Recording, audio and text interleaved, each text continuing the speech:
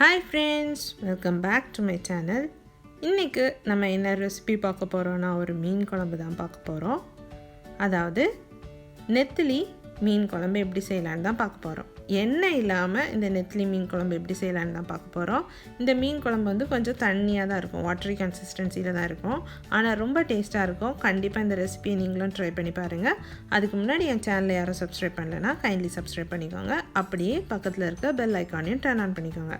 அப்பதான் நான் போடுற வீடியோஸ் எல்லாம் உங்களுக்கு உடனுக்குடன் வரும். இப்போ வாங்க நம்ம இந்த மீன் குழம்பு எப்படி செய்யலாம்னு பார்க்கலாம். அதுக்கு ஃபர்ஸ்ட் மிக்ஸி ஜார்ல ஒரு அரை கப் வந்து தேங்காய் சேர்த்துக்கோங்க.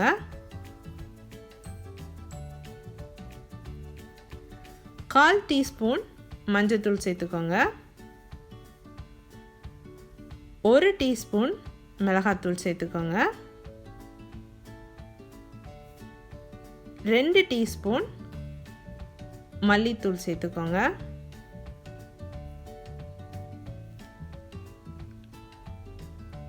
அரை டீஸ்பூன் வந்து ஜீரகம் சேர்த்துக்கோங்க.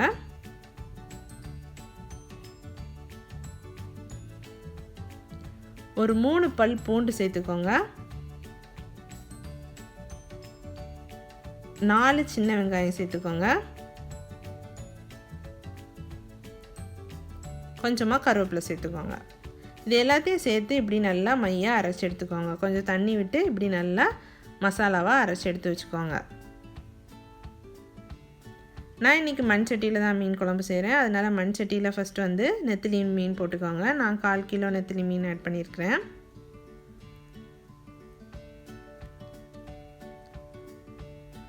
அது கூடவே ஒரு தக்காளியை 4 வெட்டி போட்டுக்கோங்க.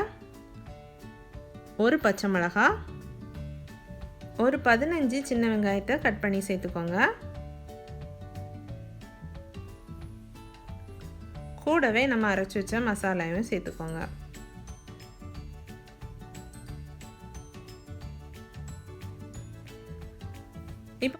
இப்போ அதில் வந்து புளி கரைசல் சேர்த்துக்கலாம். ஒரு நெல்லிக்காய் சைஸ் புளியை வந்துட்டு நல்லா தண்ணியில் கரைச்சி அதை ஆட் பண்ணிக்கோங்க.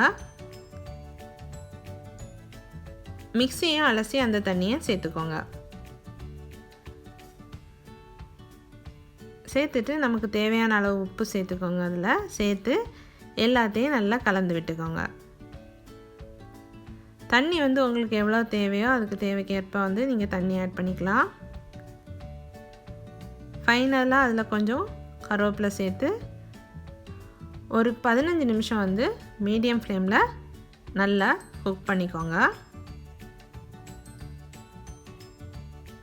இப்போ நம்மளோட குழம்பு நல்லா கொதிக்க ஆரம்பிச்சிடுச்சு.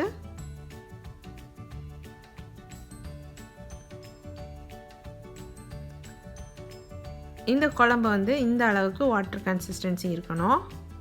அப்போ தான் நல்லா டேஸ்ட்டாக இருக்கும். இது தண்ணியான மீன் குழம்பு. கண்டிப்பாக எல்லோரும் ட்ரை பண்ணி பாருங்கள். என் ரெசிபிஸ் உங்களுக்கு பிடிச்சிருந்துச்சுன்னா என் சேனலை சப்ஸ்கிரைப் பண்ணுங்கள், லைக் பண்ணுங்கள், ஷேர் பண்ணுங்கள். தேங்க்யூ.